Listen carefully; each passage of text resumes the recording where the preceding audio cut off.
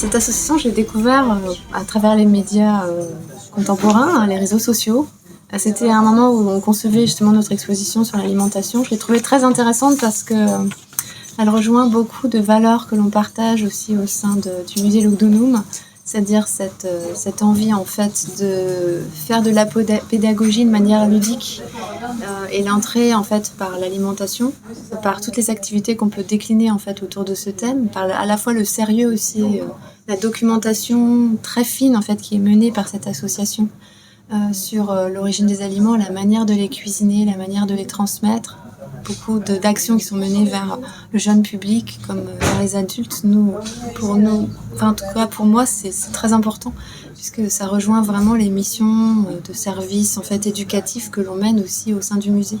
Donc il me semblait très intéressant en fait de soutenir modestement, sous la forme de membre d'honneur, cette association et de la suivre, à la fois aussi pour partager et puis en quelque sorte s'alimenter mutuellement en fait sur nos projets et j'espère en concevoir ensemble.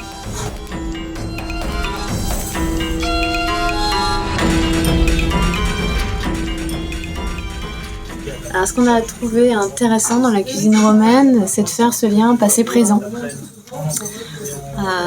Et de se questionner sur ce qu'on mangeait il y a 2000 ans, en se rendant compte finalement qu'il y avait beaucoup de problématiques, d'habitudes en fait qui étaient similaires il y a 2000 ans aux problématiques, aux questions que l'on se pose de nos jours. Les saveurs sucrées-salées, la question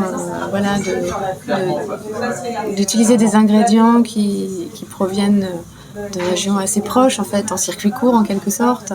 La question de la diététique et puis finalement de mode en fait de consommation, entrée, plat, dessert, 3 repas dans la journée qui sont assez similaires aux nôtres avec bien sûr beaucoup de différences notamment dans la provenance des ingrédients. On mange pas de tomates, on mange pas de pommes de terre, on ne met pas de sucre de canne et aussi c'est une entrée en matière.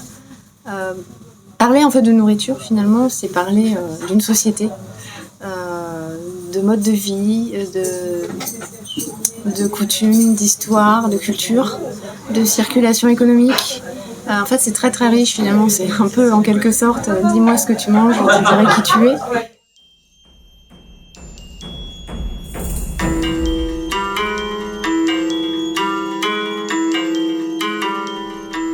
Mon impression déjà c'est que c'est délicieux.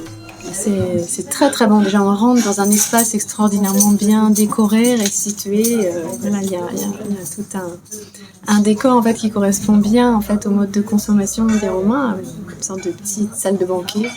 Un petit hôtel en fait et l'importance aussi de la religion qui environne ces repas. Et puis un soin en fait est porté aussi à la réalisation des recettes, une collaboration fine, des tests en fait sur les différents plats. Et quand on rentre, ça sent très très bon. Et on goûte effectivement des plats qui, même si sans le savoir, en fait, je pense qu'on passe un très très bon moment.